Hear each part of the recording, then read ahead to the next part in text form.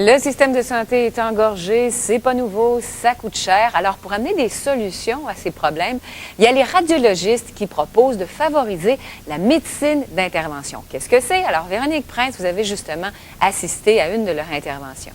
Oui, et je peux vous dire qu'en voyant cette intervention-là, c'est vraiment une technique qui est révolutionnaire. Malheureusement, au Québec, on favorise la bonne vieille médecine, c'est-à-dire la chirurgie, mais pourtant, on économiserait tant d'argent, on pourrait traiter beaucoup plus de patients, et puis les possibilités sont immenses. On peut traiter toutes sortes de maladies avec la médecine d'intervention. Un des problèmes, par contre, c'est qu'on n'est pas beaucoup informé sur le sujet. Donc, bientôt, les gens pourront visiter le www.inforadiologie.ca. Mais en attendant, je vous invite à écouter le reportage que je vous ai préparé pour avoir plus de détails. On l'écoute.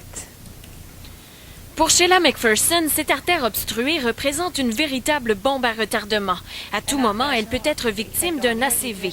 Deux choix s'offrent à elle. D'abord, il y a la chirurgie, complexe et assez risquée, puisque les médecins devront lui décrocher la mâchoire. Ou bien il y a la médecine d'intervention. Ça, c'est la carotide qui monte au cerveau, donc qui devrait être de la même grosseur à la longueur ici, et le blocage se situe ici. Elle est donc bloquée à 95 %. Moi, je peux voir qu'est-ce que ça passe. Si j'ai commencé un RCV, je peux dire tout de suite quelque chose qui ne marche pas bien. Les radiologues font une petite incision à l'aine qui leur permettra d'introduire un cathéter dans les veines de la patiente. C'est en quelque sorte un fil qui trace le chemin pour ensuite insérer une prothèse qui élargira l'artère bloquée. Vous allez voir quelque chose noir à l'intérieur de la prothèse qui ouvre la prothèse. Là, maintenant, le sang passe très, très rapidement. Tantôt, ça stagnait, c'était long. Puis là, on voit que ça passe très bien. La chirurgie sans cicatrice est peu connue du public. Pourtant, elle représente un risque moins élevé d'infection. Le temps de récupération est plus rapide. Bref, la médecine d'intervention est beaucoup plus efficace. Vous allez pouvoir sentir que ça pousse dans votre cou. Vous allez pouvoir sentir aussi que ça fait comme un petit malaise au niveau du cœur. L'intervention a duré environ 1 heure et Mme McPherson est restée calme tout au long de l'opération. Elle est demeurée consciente. Et puis maintenant, on va aller la voir pour lui demander comment elle se sent. Alors, ça s'est bien passé, Mme McPherson? Très bien, dear. Absolument très bien. Aucune maladie. Ça vous a fait mal? Non. Pas du tout.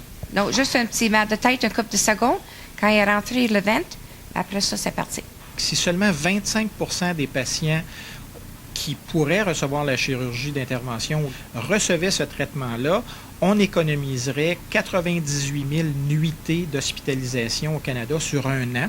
13 500 chirurgies pourraient être faites pour occuper ces lits-là. Donc, au moment où on a des listes d'attente, on pourrait libérer énormément les listes d'attente en faisant ça.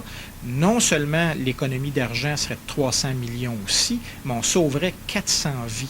Une étude a démontré qu'au Québec seulement, ça signifie que près de 4000 personnes en attente d'une chirurgie pourraient être opérées dès demain. Véronique Prince, TQS, à Montréal.